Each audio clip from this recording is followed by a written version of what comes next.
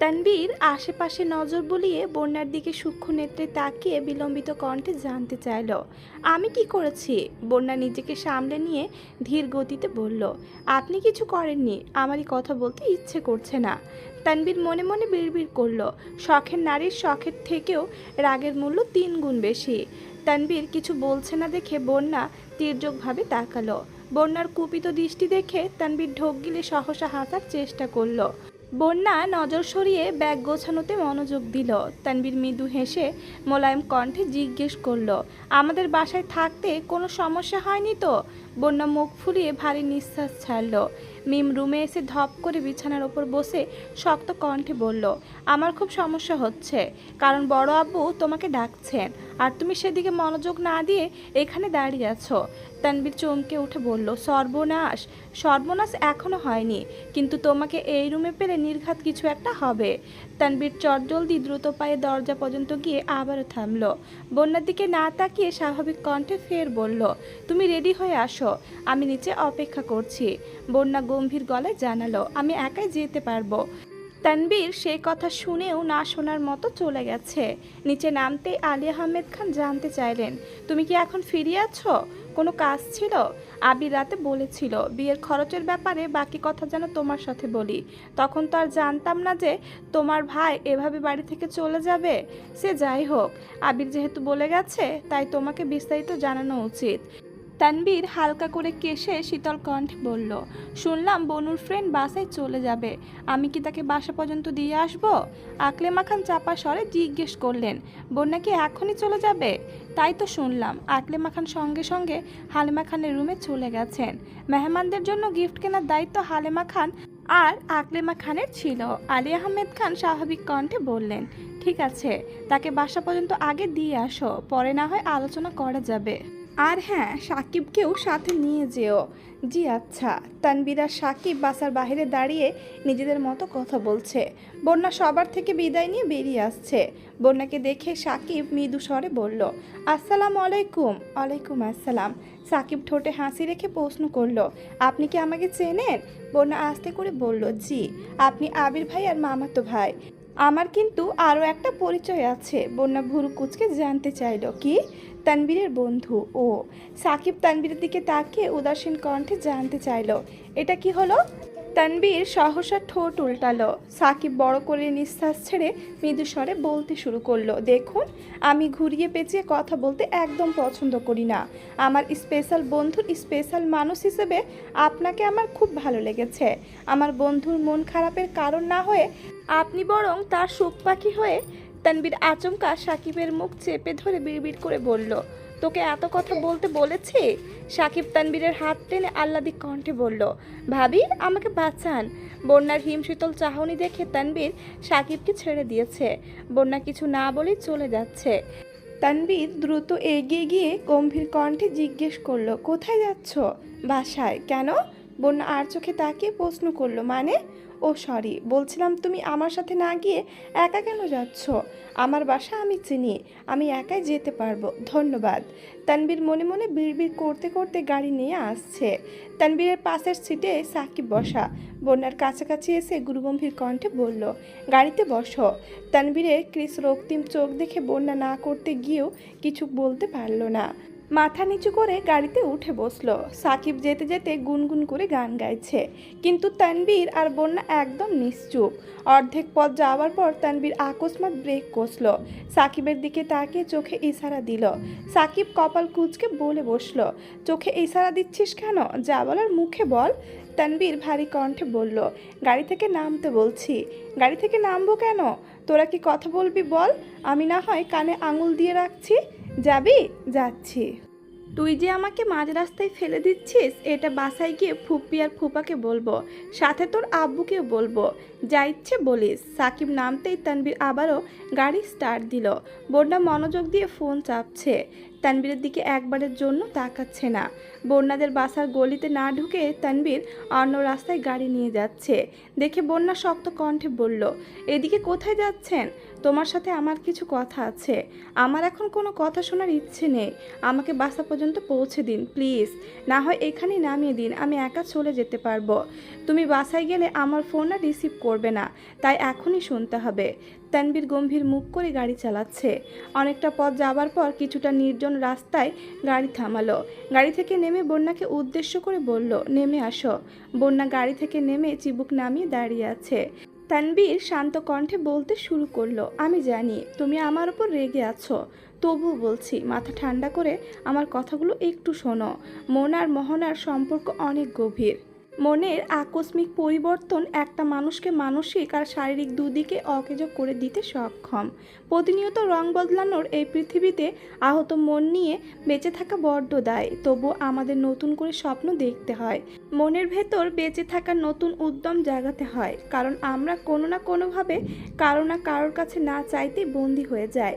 ভাইয়াকে আমি কেবল একবার মুখ ফসকে মজা করে বলেছিলাম, তোমার বনুর প্রতি এখন যতটা আবেগ আছে সেটা যদি পরবর্তীতে না থাকে, তখন যদি তোমার মনে হয় বনু শুধু তোমার অবুঝ মনের বিবশ বাসনা ছিল, আমার ছেলে মানুষের কথাগুলো ভাইয়ার কাছে এতটা গুরুত্বপূর্ণ হয়ে যাবে আমি কোনোদিনও কল্পনাও করতে পারিনি। এত রিকোয়েস্ট করেও ভাইয়াকে থামাতে পারিনি। ওই পরিস্থিতিতে আমি না পারছিলাম বাসায় কিছু জানাতে, আর না পারছিলাম ভাইয়াকে আটকাতে। বাধ্য হয়ে চুপচাপ সব কিছু মেনে নিয়েছিলাম। সেই ঘটনার পর থেকে আমার মাথায় সর্বক্ষণ একটা অজ্ঞাত দুশ্চিন্তা ঘুরপাক খেত। তবে ভাইয়া বরাবরই নিজের জায়গায় অক্লিষ্ট ছিল। প্রথম দিকে বনুর ব্যাপারে আমার সাথে কথা বলতে ইতস্ততা বোধ করলেও বিয়ের পর ভাইয়া সম্পূর্ণ বদলে গিয়েছিল। আমি এমন একটা মানুষ যে ভাইয়ার পাগলামির চরম মাত্রা যেমন দেখেছি, তেমনি ভাইয়ার অবাধ ধৈর্যের অন্তও দেখেছি। 12,000 কিলোমিটার দূরে থেকেও একটা মানুষ আর একটা মানুষকে ঠিক কতটা ভালোবাসতে পারে, এটা ভাইয়াকে না দেখলে হয়তো আমি বিশ্বাসই করতে পারতাম না। একটা সময় পর্যন্ত আমি খুব ভয় পেতাম, ভাই হয়ে একমাত্র বোনের ব্যাপারে এত বড় সিদ্ধান্ত একা নিয়েছি বলে নিজেকে নিজে খুব দোষারোপ করতাম।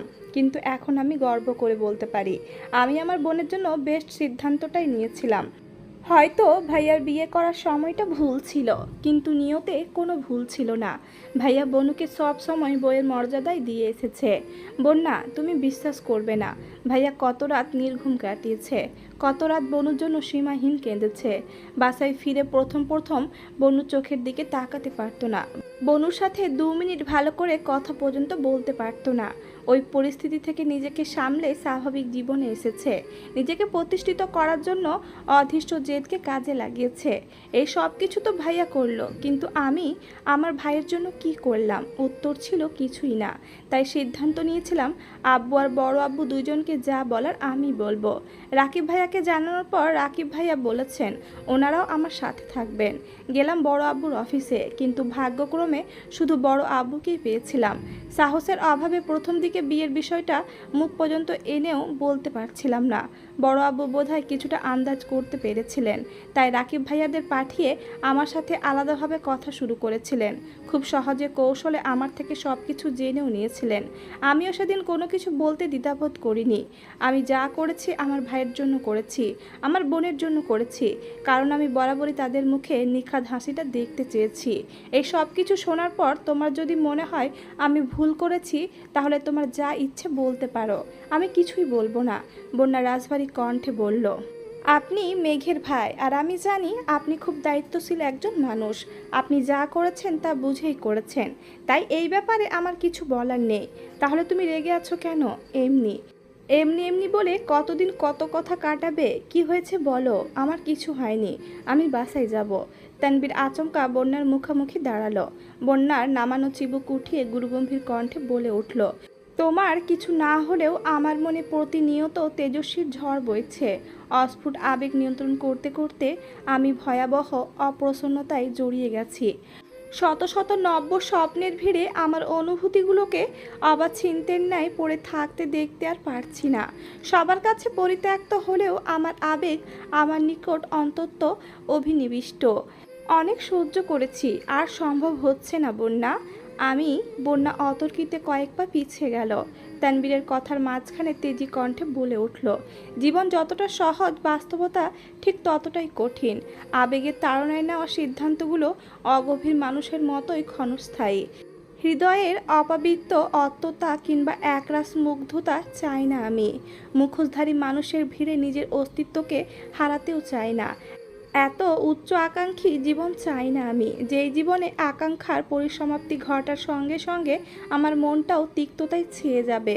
আমি বাস্তবতাকে আঁকড়ে ধরে বাঁচতে চাই, অতি সাধারণ একটা জীবন চাই।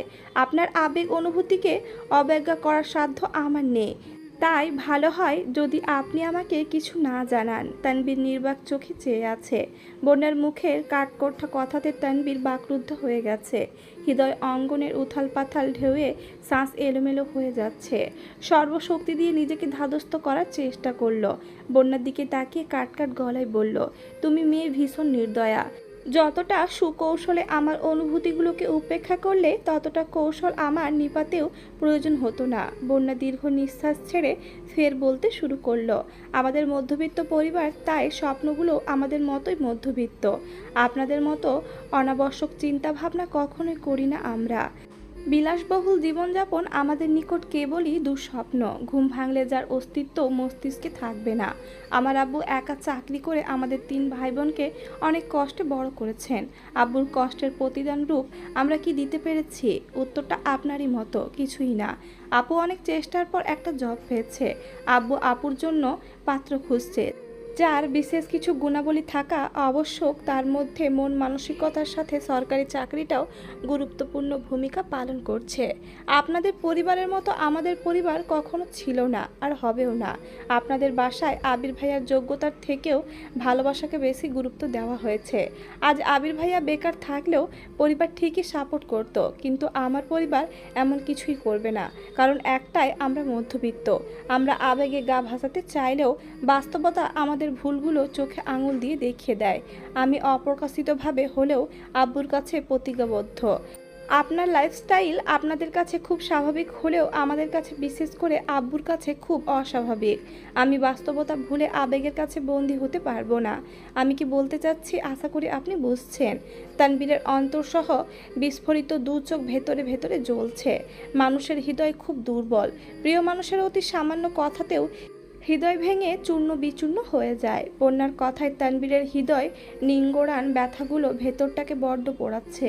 মনের ভেতর উদ্দীপ্ত প্রেম অনুভূতি অচিরেই পুড়ে উধাও হয়ে ছাই হয়ে গেছে। তানবীর চোখ ভরা বগ্রতা আড়াল করে চুপচাপ গাড়ি স্টার্ট দিল। বন্যা ব্যস্ত পায়ে এগিয়ে গাড়িতে বসলো। বাকি রাস্তা কেউ কারোর সাথে একটা কথাও বলেনি। অন্যান্য দিন বন্যাকে বাসার সামনে নামিয়ে তানবীর কিছুক্ষণ অপেক্ষা করে, তবে আজ সেটাও করেনি। মুখলেস মিয়ার সাথে দেখা পর্যন্ত করেনি। 10 থেকে 11 ঘন্টার জার্নির পর অবশেষে আবির আর মেয়ে কক্সবাজারে পৌঁছেছে। সমুদ্রের কাছাকাছি একটা রিসোর্ট আগে থেকে বুকিং দেওয়া ছিল, সেখানেই উঠেছে। আবির কোনো রকমে ফ্রেশ হয়ে লম্বা ঘুম দিয়েছে। গত 1 সপ্তাহের ছোটাছুটি, অতিরিক্ত দুশ্চিন্তা, নির্ঘুম রাত কাটাতে কাটাতে আবির ক্লান্ত হয়ে গেছে। মেঘও ঘুমিয়েছিল, তবে ঘণ্টাখানেক পরে মেঘের ঘুম ভেঙে গেছে। অর্ধ ঘুমে থেকে পেটের ওপর আবিরের শক্ত হাতের কোমল স্পর্শ অনুভব করতে পারছিল। মেঘ আর চোখে আবিরকে এক পলক দেখে আবিরের হাতটা পেটের ওপর থেকে সরিয়ে ওয়াশরুমে চলে গেছে। হাত মুখ ধুয়ে রুমে আসতেই নজর আটকায় আবিরের পরিশ্রান্ত আদলে। মেঘ অবাক চোখে আবিরের দিকে চেয়ে আছে। পুরুষের কখনো রূপের প্রয়োজন হয় না, শুধু প্রয়োজন হয় মায়ার। মেঘ আবিরের মায়ায় জড়িয়ে গেছে, যে মায়া অমৃত কাটাতে পারবে না। আবির নামক শখের পুরুষ এখন একান্ত মেঘের হয়ে গেছে, যে পুরুষে অন্য কোনো নারীর অস্তিত্ব নেই। আবিরের মায়াবী আদলে স্থির দৃষ্টিতে চেয়ে আছে। মেঘের রন্ধে রন্ধে প্রেম অনুভূতি জাগ্রত হচ্ছে। শেষ বিকালের অনুজ্জ্বল আলোতে আবিরের মায়াময় আদল দেখে মেঘ নতুন করে আবিরের প্রেমে পড়ছে। সমুদ্রের গর্জন কানে বাজতেই মেঘ গুটি গুটি পায়ে বারান্দায় গেল। রিসর্টটা খুব বেশি দূরে না হওয়ায় সমুদ্রের উত্থাল ঢেউগুলো স্পষ্ট দেখা যাচ্ছে। মেঘ জীবনে প্রথমবারের মতো কক্সবাজার এসেছে। বাসায় অনেকবার বলেও কখনোই সেভাবে কাউকে রাজি করাতে পারেনি। মেঘ কিছুক্ষণ সমুদ্রের ঢেউ আর গর্জন শুনে পুনরায় রুমে আসছে। আবির তখনও গভীর ঘুমে নিমগ্ন। কি করবে বুঝতে না পেরে মেঘ বিছানার পাশে বসলো। আবিরের উন্মুক্ত শরীর, গলার কিছুটা নিচে কালো তিলটা জ্বলজ্বল করছে। মেঘ কিছুক্ষণ মুগ্ধ চোখে চেয়ে থেকে আচমকা সদাশয় হাসল। হাসির সাথে লজ্জা আড়াল করতে সহসা দু হাতে মুখ লুকিয়ে ফেলেছে। কয়েক সেকেন্ড সময় নিয়ে ধীর গতিতে নিঃশ্বাস ছেড়ে 2 আঙুলের ফাঁক দিয়ে আবারও আবিরকে দেখতে লাগলো। আবিরের মতো মেঘেরও আজ বলতে ইচ্ছে করছে, আমার মনে রাজকুমার আজ আমার হৃদয়ে স্ফুরিত উত্তাপ্ত ছড়াচ্ছে। আবির ঘুমের মধ্যেই পাশে হাত রেখে মেঘের উপস্থিতি বোঝার চেষ্টা করছে। 2-3 বার হাত রেখে মেঘকে না পেয়ে ঘুমের মধ্যে কপাল কুঁচকে নিভু নিভু চোখে তাকালো। মেঘের ঠোঁটের কুহুকি হাসি দেখে আবির আনমনে হেসে উঠল। আবিরের হাসি দেখে মেঘ থতমত খেয়ে বিছানার পাশ থেকে উঠে যেতে চাইল। আবির আচমকা একটানে মেঘকে নিজের সাথে জড়িয়ে নিল। আতঙ্কে মেঘ 2 চোখ বন্ধ করে ফেলেছে। আবির এক হাতে মেঘের পিঠ বরাবর জড়িয়ে ধরে আছে, অন্য হাতে মেঘের কপালে পড়ে থাকা চুলগুলো কানের পাশে সরাতে সরাতে নিরুদ্যম কণ্ঠে বলল, আর কতদিন এভাবে লুকোচুরি করবে? এখন তো আমি তোমার পার্মানেন্ট সম্পত্তি হয়ে গেছি। আবির ভুরু নাচাতেই মেঘ লজ্জায় আবিরের প্রশস্ত বুকে মুখ লুকালো। আবির 2 হাতে মেঘকে শক্ত করে জড়িয়ে ধরে কানের কাছে বিড়বিড় করলো, তুমি এত লজ্জা পেলে আয়া আসবে কেমন করে? মেঘ কর্কশ কণ্ঠে বলল, ইস ছাড়ুন আমাকে। তুমি কি জানো তোমার হাসিটা ভয়ঙ্কর রকমের সুন্দর, আর সেই হাসি দেখলেই আমার মনে শুধু প্রেম প্রেম ফিল হয়। গত 2টা বছর বিয়ে করা বউয়ের কাছ থেকে কিভাবে নিজেকে দূরে রেখেছি, এটা যদি তুমি বুঝতে তাহলে 1 সেকেন্ডের জন্য আমার থেকে দূরে যেতে চাইতে না। মেঘ আবিরের বুক থেকে ওঠার চেষ্টা করছে কিন্তু পারছে না। মেঘ বাধ্য হয়ে ভীতি কণ্ঠে ফের অনুরোধ করলো, ছাড়ুন। আবির ধীর কণ্ঠে শোধালো, মনের ভেতর যে আগুন জ্বালিয়েছ সেই আগুন নিভাবে কে শুনি? মেঘ হতবিহ্বল। আবিরের বলা প্রতিটা বাক্য নির্লজ্জতার পরিচয় দিচ্ছে। মেঘ বলার মতো কোনো কথাই খুঁজে পাচ্ছে না। আবির মোলায়েম কণ্ঠে ডাকলো, বউ। মেঘ নিশ্চুপ হয়ে আবিরের বুকের ওপর শুয়ে আছে। আবির পুনরায় ডাকলো, ও বউ। মেঘ মৃদু স্বরে বলল, হুম। আবির সহসা মেঘকে বিছানায় শুইয়ে কাত হয়ে মেঘের মুখের ওপর ঝুঁকে আলতোভাবে মেঘের কপালে কিস করলো। মেঘের চোখে চোখ রেখে নিজের ঠোঁট ইশারা করে আদুরে কণ্ঠে বলল, I want a deep kiss. মেঘ বিরস কণ্ঠে বলল, আমি পারবো না। কেন? আমার লজ্জা লাগে। আবির উদাস ভঙ্গিতে বলল, আমার লজ্জা লাগছে না কেন? কারণ আপনি নির্লজ্জ। আবির ঠোঁট বেঁকিয়ে হেসে কোমল কণ্ঠে বলল, আমি না হয় নির্লজ্জ, বেহায়া। আপনি তো খুব লজ্জাবতী। তা একটা অসহায় ছেলের অসুস্থতার সুযোগ নিয়ে তাকে কিস করার সময় আপনার লজ্জা কোথায় জমা দিয়ে আসছিলেন? মানে আমি কাকে কিস করেছি? আমি যখন জ্বরের ঘরে পড়েছিলাম তখন আপনি আমার অসহায়তার সুযোগ নিয়েছিলেন। এখন সব কিছু ভুলেও গেলেন। বাহ ম্যাডাম, বাহ। মেঘ প্রশস্ত নেত্রে তাকিয়ে আতঙ্কিত কণ্ঠে শোধালো, আপনি সেদিন টের পেয়েছিলেন? আবির মুচকি হেসে বলতে শুরু করলো, আম্মুর পরে তুমি একমাত্র নারী যার গায়ের গন্ধ আমি উপলব্ধ করতে পারি। তুমি নিঃশব্দে আমার পাশ ঘেঁষে গেলেও আমি নিগুড় ঘুমে থেকে সেটা অনুভব করতে পারি। তুমি দূর থেকে এক পলক তাকালেও আমার হৃদয় আর মস্তিষ্ক সদা জাগ্রত হয়ে ওঠে। তোমার স্পর্শে আমার শরীরের প্রতিটা উপশিরায় রক্ত সঞ্চালন তীব্র থেকে তীব্র হতে শুরু করে। তোমাকে আগেও বলেছি, আমি নিঃশ্বাসের শব্দে তোমার অস্তিত্ব উপলব্ধ করতে পারি। তুমি আমাকে কিস করবে আর আমি সেটা বুঝতে পারবো না? কিভাবে ভাবলে তুমি? মেঘ শুকনো মুখে ঢোক গিলে মোলায়েম কণ্ঠে বলল, সরি। ধুর পাগলি, ভালোবাসায় সরি টরি সব মূল্যহীন। ভালোবাসায় কেবল ভালোবাসায় অর্থবহ। আবির পুনরায় নিজের ঠোঁট ইশারা করল। মেঘ উল্টে অসহায় মুখ করে তাকিয়ে আছে।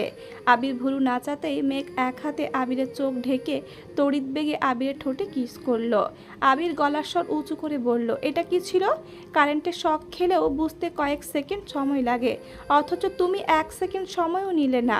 মেঘ কথা কাটাতে অন্যদিকে তাকিয়ে চাপা স্বরে বলল, চলুন সমুদ্রে যাই। আগে আমার ইচ্ছা পূরণ করবে, তারপর ঘুরতে নিয়ে যাব, নয়তো চাবি ছুঁড়ে ফেলে দিব। মেঘ আকুল কণ্ঠে বলল, এখন না প্লিজ। আবির ঠোঁট কামড়ে হেসে আহ্লাদি কণ্ঠে বলে উঠল, এখনই প্লিজ। আবিরের অনুরাগের সাগ্রহে মেঘের আকুতি অচিরেই ব্যর্থ হলো। মেঘের সর্বাঙ্গে আবিরের উষ্ণ সোহাগের নিশান অনুভূতির রাজ্যে সান্নিধ্য নিঃসঙ্গের আভাস। আবিরের আবেগপূর্ণ অপ্রতীয়মান আবেশে কেটে গেল আরও কিছুটা মুহূর্ত। আবিরের প্রণয়ের পরিণীতা এখন পূর্ণতা লাভ করেছে। পরিতোষ আর লজ্জায় মেঘের ফর্সা আদল রক্তিম বর্ণ ধারণ করেছে। আবিরের তপ্ত ভালোবাসার সমাপ্তি ঘটতে প্রায় সন্ধ্যা হয়েছে। বন্যা সারাদিন যাবৎ মন খারাপ করে বসে আছে। দুশ্চিন্তায় খায়নি কিছু।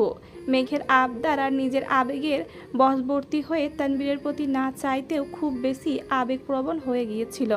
মেঘদের বাসার পরিস্থিতি দেখে সে আবেগ এখন আতঙ্কে রূপ নিয়েছে। ইদানিং মেঘের ব্যস্ততার কারণে তানবীরের বিষয়ে বন্যার সাথে তেমন কথাও হয়নি। তানবীরের রাজনীতি ছাড়া চাকরির প্রস্তুতি বিষয়ক কোনো কথাই বন্যা জানে না। বন্যা তানবীরকে মুখ ফুটে সরাসরি চাকরির কথা বলতেও পারছে না, আবার নিজের আবেগকেও নিয়ন্ত্রণ করতে পারছে না। তাই বুঝে না বুঝে তানবীরের সাথে রিয়েক্ট করে ফেলেছে। সেসব ভেবেই এখন খারাপ লাগছে। না পারছে তানবীরকে কল দিয়ে ভালো মন্দ জিজ্ঞেস করতে, আর না পারছে দুপুরের ঘটনা ভুলতে। হঠাৎ হৃদ এসে দরজায় দাঁড়িয়ে আস্তে করে ডাকলো, আপু কি তোমার কি মন খারাপ? না কেন? স্পষ্ট দেখা যাচ্ছে তোমার মন খারাপ। বন্যা চোখ মুখ মুছে শান্ত কণ্ঠে জানতে চাইল, কিছু বলবি? হ্যাঁ বল। মেঘ আপুকে একটা কল দাও, আপুকে অভিনন্দন জানাতে হবে।